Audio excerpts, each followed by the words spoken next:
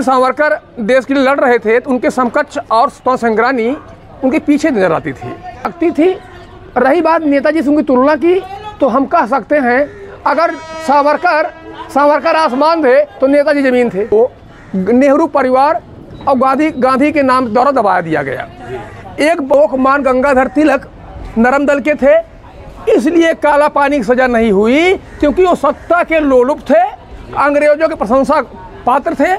इतिहास में कई जगह ऐसा देखने को मिलता है, कांग्रेसी सत्ता के लिए इतने लोलुप थे, उन्होंने सत्ता प्राप्त के 1 दशक पहले ही अंग्रेजों की जय बोलना शुरू कर दिया था। सर, कैसी लगी वीर सावरकर आपको? देशभक्त से ओतप्रोत जी, खून खौला देने वाली जी, एक बार फिर हमें आज़ादी के उन दौर को याद दिला देने वाली आग पानी तूफान वीर सावरकर, एक ऐसा नाम जो देशभक्तों में सर्वांगीण, सर्वविदित, प्रशंसनीय और आचरण उनका ऐसा कि हर देशभक्त उन पर जान न्यौछावर कर दे।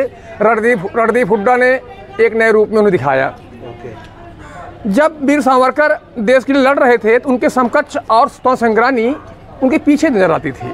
रही बात जवाहरलाल नेहरू की, तो जवाहरलाल नेहरू हमेशा अपने सामने और अन्य स्वतंत्रता संग्राम सेनानियों को 2 नंबर समझते थे। नेहरू खानदान।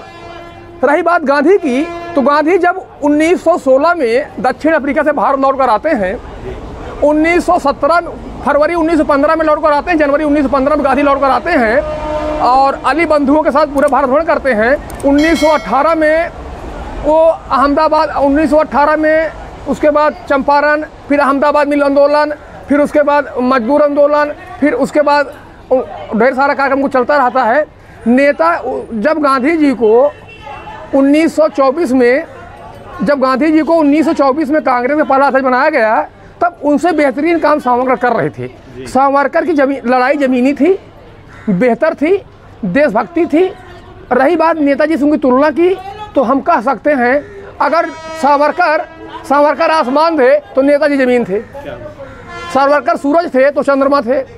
नेताजी की आज़ादी का योगदान हम भुला नहीं सकते, पर वीर सावरकर को हम भी मिटा नहीं सकते, क्योंकि वीर सावरकर का बलिदान, उनकी लड़ाई, उनका त्याग, उनका जोश, उनका जज्बा, उनका हौसला, उनका आत्मबलिदान और सारे शहीदों से नंबर 1 है।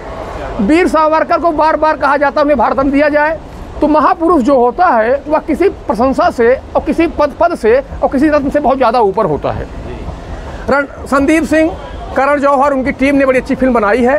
पहले हाफ में फिल्म के पात्रों को स्थापित करने में समय चला जाता है। यहाँ मोहम्मद अली जिन्ना भी दिखाई गए हैं। यहाँ एक बात और ध्यान देने की बात है, वीर सावरकर के न रहने के बाद जब हम पहला चुनाव लड़ते हैं तो सांप्रदायिकता पर लड़ा जाता है। नेहरू ने पहला चुनाव सांप्रदायिकता पर लड़ा था और वीर सावरकर हमेशा सांप्रदायिक खिलाफ थे।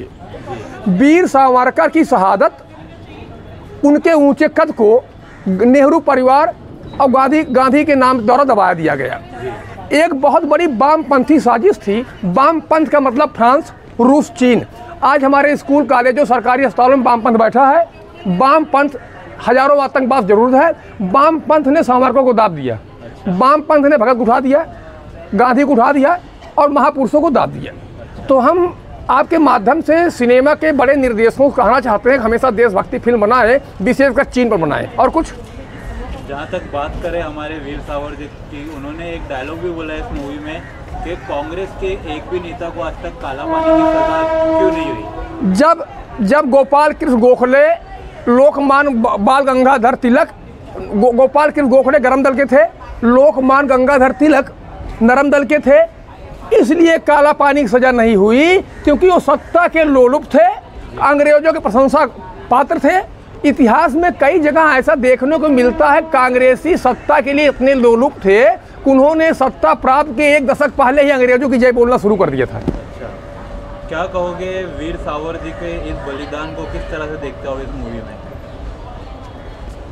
वीर सावरकर के ऊपर आई हुई यह फिल्म एक तो पूरी तरह से पूरी नहीं है और अधूरी भी नहीं कहा जा सकती है, लेकिन महापुरुष के चित्र को, उनके चित्रांकन को, उनके जीवन को, उनके जीवन के विभिन्न पहलुओं को, उनके आदर्श को, उनके दृष्टिकोण को किसी एक मूवी में, किसी एक किताब में दिखाना उचित पूरा नहीं है, लेकिन वीर सावरकर पर आई यह फिल्म भारत के स्वतंत्रता संग्राम के इतिहास के एक ऐसे वीर को दिखाती है जिसे आज तक अंधेरे में रखा गया था। जी, क्या कहना चाहोगे उस चीज़ को जो मतलब एक एजेंडा चलाते हैं कांग्रेस के नेता भी, और मतलब अपना एक 1947 से उन्होंने ही अपना एजेंडा चला कर रखा कि बस कांग्रेस रहेगी, और ऐसे शहीदों को मतलब दरकिनार कर दिया गया, उनको याद नहीं किया जाता। 1857 के 12 साल बाद महात्मा गांधी पैदा हुए जी। 1857 के बाद कांग्रेस की स्थापना हुई जी। कांग्रेस की स्थापना इलेक्ट्रम ह्यूम ने किया था जी। तो कांग्रेस की स्थापना के जो मेन उद्देश्य थे वो राजनीतिक उद्देश्य थे जिससे हम अंग्रेजों को जवाब दे सके। लेकिन धीरे धीरे कांग्रेस अंग्रेजों की वह रूप धारण करती गई जो अंग्रेज जाना जाते थे। कांग्रेस ने सदैव इस देश को अपनी बपौती समझा, अपने पाँव नीचे रखा। आज भी उसके अंदर वह अक्स दिख रहा है कि राहुल गांधी अक्सर बार बार देश विरोधी बयान देते रहते हैं। ठीक है, वो अच्छे नेता हो सकते हैं, अच्छे कार्यकर्ता हो सकते हैं, अच्छे पुत्र हो सकते हैं, अच्छे देशभक्त हो सकते हैं, पर उससे पहले एक अच्छे नागरिक बन जाएं। देश बारे में कब क्या बोलना है, कहाँ क्या नहीं बोलना है, वो कुछ नहीं बोल सकती। मेजर शैतान सिंह और बाबू जसवंत सिंह रावत चीन के खिलाफ हमारी इज्जत राखी। हमने सैनिकों को हमने सैनिकों को हथियार नहीं दे पाए। हमारे सैनिक लड़ते रहे। मेजर जसवंत सिंह और बाबू जसवंत सिंह रावत और मेजर शैतान सिंह हमारी इज्जत बताई। चीन ने आज तक कांग्रेस ने सिर्फ भारत को लूटा है। हाँ ठीक है, हमारी इच्छा शक्ति कमी थी, अगर कुछ विकास हुआ जनता ने किया है। आज कांग्रेस का मतलब ये है ब्रिटिशवाद, बहुराष्ट्रीय कंपनियों के दलाल। लास्ट में क्या रेटिंग होगी मूवी के लिए? 5 देशभक्त पर है 5। और एक नारा हो जाए कोई के जय श्री वंदे मातरम। क्या बात है, वंदे मातरम। क्या बात है। बार बार मरेंगे, हर बार मरेंगे मातृभूमि की खातिर, वंदे मातरम। जी, थैंक यू।